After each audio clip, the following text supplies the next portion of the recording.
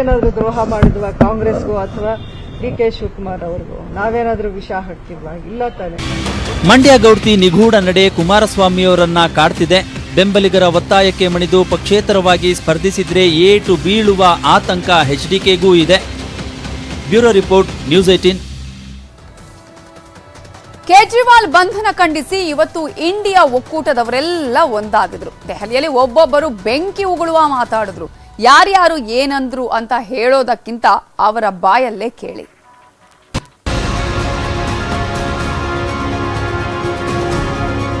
ದೆಹಲಿಯ ರಾಮ್ಲೀಲಾ ಮೈದಾನದಲ್ಲಿ ಮತ್ತೆ ಇಂಡಿಯಾ ಘಟಬಂಧನ್ ನಾಯಕರೆಲ್ಲ ಒಂದಾಗಿದ್ರು. ಈ ಸಲ ಘಟಬಂಧನ್ ಸಂಘಟನೆಗೋಸ್ಕರ ಒಂದಾಗಿರಲಿಲ್ಲ. ಒಂದಾಗಿದ್ದು ಮೋದಿ ಸರ್ಕಾರದ ವಿರುದ್ಧ ಐಟಿ, ಇಡಿ, ಸಿಬಿಐ ಜೊತೆ ಚುನಾವಣಾ ಆಯೋಗದ ಮೇಲೂ ಸಮರ ಸಾರೋ ಉದ್ದೇಶದಿಂದ. ಕೇಜ್ರಿವಾಲ್ ಬಂಧಿಸಿದ್ರ ವಿರುದ್ಧ ಮತದಾರರ ಮನಸ್ಸು ಬದಲಾಯಿಸೋ ಉದ್ದೇಶದಿಂದ ಒಂದಾಗಿದ್ರು. ಇಂಡಿಯಾ ಒಕ್ಕೂಟದ ಒಬ್ಬೊಬ್ಬ ನಾಯಕರದ್ದು ಒಂದೊಂದು ಆಕ್ರೋಶ, ಒಂದೊಂದು ಸಿಟ್ಟಿನ ಮಾತುಗಳು ಸ್ಫೋಟವಾದವು.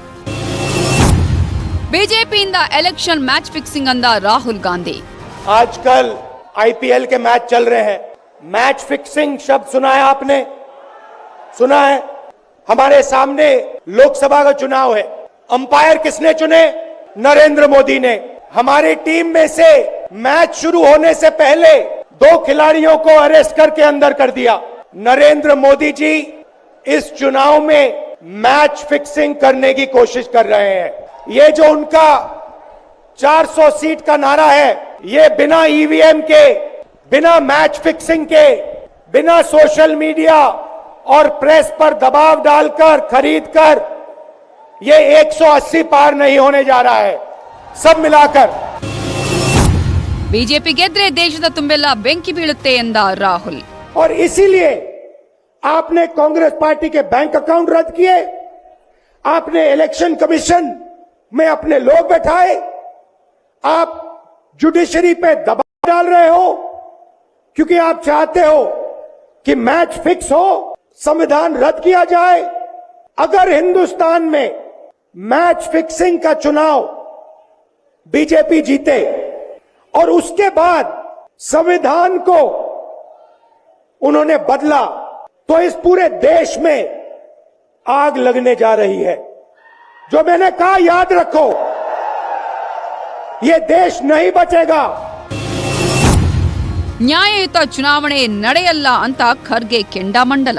कल मिले थे राष्ट्रपति भवन पे, वहां पर शाह थे, तो मुझे नड्डा जी ने पूछा कि आपका चुनाव प्रचार कब से हो रहा है? तो मैंने यही कहा, लेकिन हम जो चुनाव करना चाहते हैं वो निष्पक्ष चुनाव नहीं हो रहा, और मेरे खाते में, मेरे पार्टी के खाते में जो पैसे थे वो पहले ही चोरी हो गए। ಚುನಾವಣಾ ಆಯೋಗಕ್ಕೆ 5 ಸಂದೇಶ ಕೊಟ್ಟ ಪ್ರಿಯಾಂಕಾ. इंडिया गठबंधन की 5 सूत्री मांगे। भारत के चुनाव आयोग को लोकसभा चुनाव में समान अवसर सुनिश्चित करना चाहिए। दूसरी मांग, चुनाव आयोग को चुनाव में हेराफेरी करने के उद्देश्य से विपक्षी राजनीतिक दलों के खिलाफ इनकम टैक्स, ईडी और सीबीआई द्वारा की जाने वाली बलपूर्वक कार्रवाई को रोकना चाहिए। तीसरी मांग, श्री हेमंत सोरेन एवं श्री अरविंद केजरीवाल जी की तत्काल रिहाई की जाए। चौथी मांग, चुनाव के दौरान विपक्ष के राजनीतिक दलों का आर्थिक रूप से गला घोंटने की जबरन कार्रवाई तुरंत बंद होनी चाहिए। पांचवी मांग, चुनावी बांड का उपयोग करके बीजेपी द्वारा बदले की भावना, जबरन वसूली और धन शोधन के आरोपों की जांच के लिए सुप्रीम कोर्ट की निगरानी में एक एसआईटी गठित हो जानी चाहिए। ಇನ್ನು ಕೇಜ್ರಿವಾಲ್ ಅವರ ಪತ್ನಿ ಸುನಿತಾ ಕೇಜ್ರಿವಾಲ್ ಮಾತಾಡಿದ್ರು. ಇಂಡಿಯಾ ಘಟಬಂಧನ್ ಅವರ ಅನುಮತಿ ಪಡೆಯದೆ ದೇಶದ ಜನರಿಗೆ 6 ಗ್ಯಾರಂಟಿಗಳನ್ನ ಘೋಷಿಸಿದ್ರು. मैं इंडिया गठबंधन की ओर से आज 140 करोड़ लोगों भारतवासियों को 6 गारंटी देता हूं। पहली, पूरे देश में 24 घंटे बिजली का इंतजाम करेंगे। दूसरा, पूरे देश के गरीबों की बिजली फ्री करेंगे। तीसरी, हर गांव और हर मोहल्ले में शानदार सरकारी स्कूल बनाएंगे। चौथा, हर गांव और मोहल्ले में मोहल्ला क्लिनिक बनाएंगे। हर जिले में शानदार मल्टी स्पेशलिटी सरकारी अस्पताल बनाएंगे।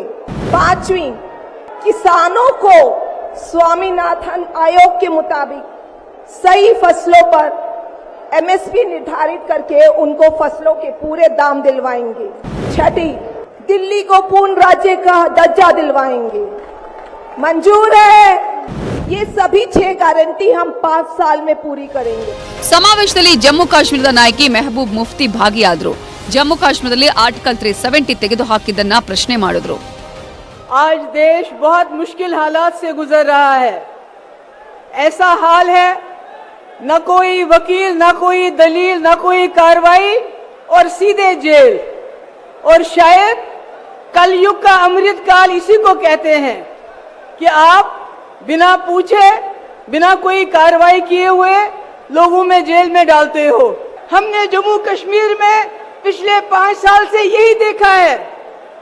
हमारे हजारों की तादाद में नौजवान, मैं, फारूक साहब, उमर अब्दुल्ला साहब, पूर्व मुख्यमंत्री, तीनों को बंद कर दिया गया और देश को बताया गया कि हम देश हित में कर रहे हैं।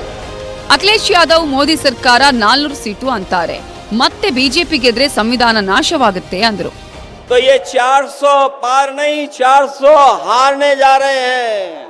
मैं आपसे अपील करना चाहता हूं, इन्हें हराओ, इन्हें वापस भेजो, क्योंकि अगर देश बचाना है तो हमारे आपके वोट से बचेगा।